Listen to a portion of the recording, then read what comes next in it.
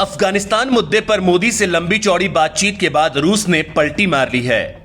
अब तक रूस अफगानिस्तान में टिकने पर फोकस कर रहा था, लेकिन अब अमेरिका और भारत समेत दुनिया भर के देशों के अफगानिस्तान से अपने नागरिक निकालने के बाद वो भी हरकत में आ गया है।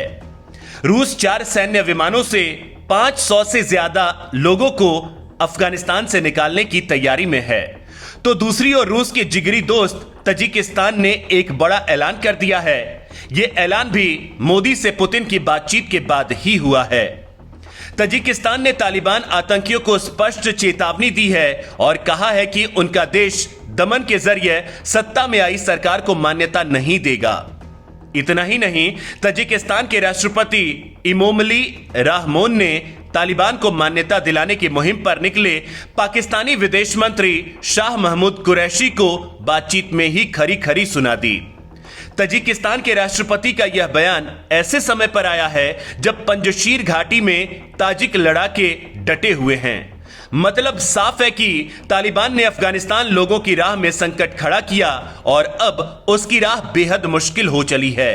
जरा कायदे से बताते हैं कि आखिर ऐसा क्यों हुआ है। सबसे पहले आपको बता दें कि तजिकिस्तान भारत का बेहद करीबी दोस्त है।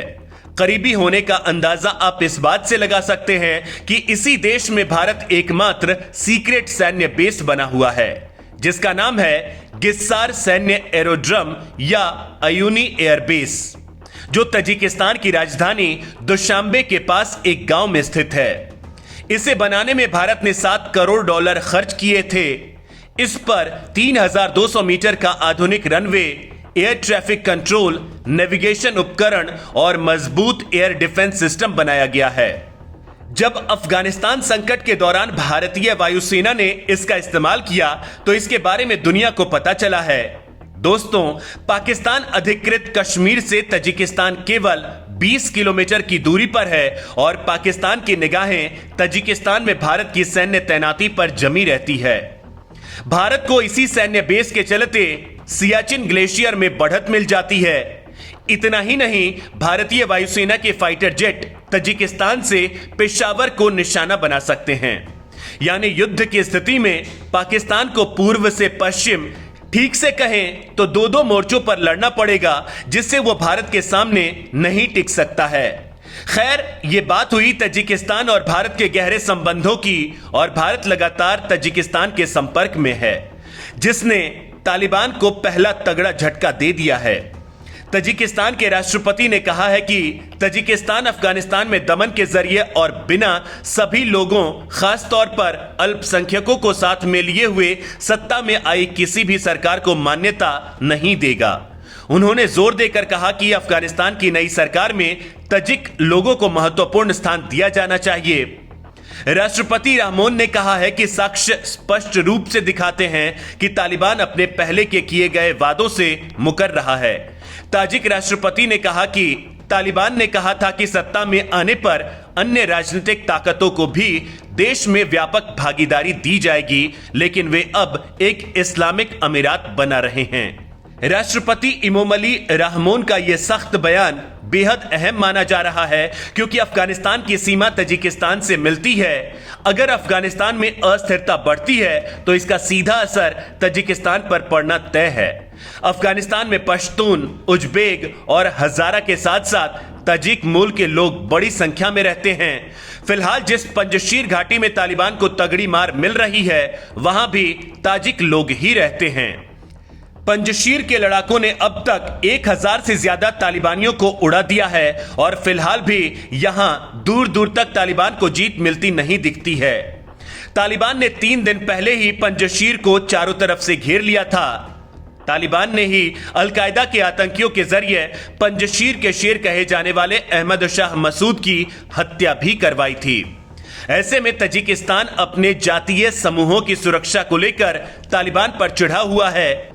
अफगानिस्तान में प्रतिरोध का केंद्र बनी पंजशीर घाटी को तालिबान आतंकवादियों के चंगुल से बचाने के लिए अहमद मसूद के बेटे के नेतृत्व में 9000 विद्रोहियों ने मोर्चा संभाल लिया है। पंजशीर घाटी की पहाड़ी चोटियों पर मसूद के जवानों ने हैवी मशीन गन तैनात कर दिए हैं, जिससे तालिबानियों का शिकार किया जा सके। इसके अलावा मोर्टार और निगरानी चौकी भी बनाई गई है। ये सभी जवान नेशनल रेजिस्टेंस फ्रंट का हिस्सा हैं, जो अफगानिस्तान में तालिबान राज का विरोध करने में सबसे आगे हैं। यानी पंजशीर में बड़ा धमाका होने वाला है और इस बीच पीएम मोदी से पुतिन की लंबी चौड़ी बातचीत होती है और रूस का एकदम से पलटी मारना बड़ा इशारा कर रहा है, क्योंकि अब तक रूस भारत को ही अफगानिस्तान में कमजोर करता आ रहा था, लेकिन अब एक ही ट्रेन में सवार होते दिख रहे हैं। रूस पहले कह रहा था कि काबुल में हालात बेहतर हो रहे हैं, लेकिन अचानक वो अपने लोगों को वहां से निकालने में लग गया है। रूस के रक्षा मंत्रालय ने कहा है कि काबुल से रूस, बेलारूस, किर्गिस्तान, तजिकिस्तान, उज्बेकिस्तान और यूक्रेन के लोगों को निकालेगा। मंत्रालय के मुताबिक हर विमान में चिकित्सा कर्मियों की एक टीम रहेगी, ताकि किसी को इलाज की जरूरत हो तो उसकी मदद की जा सके।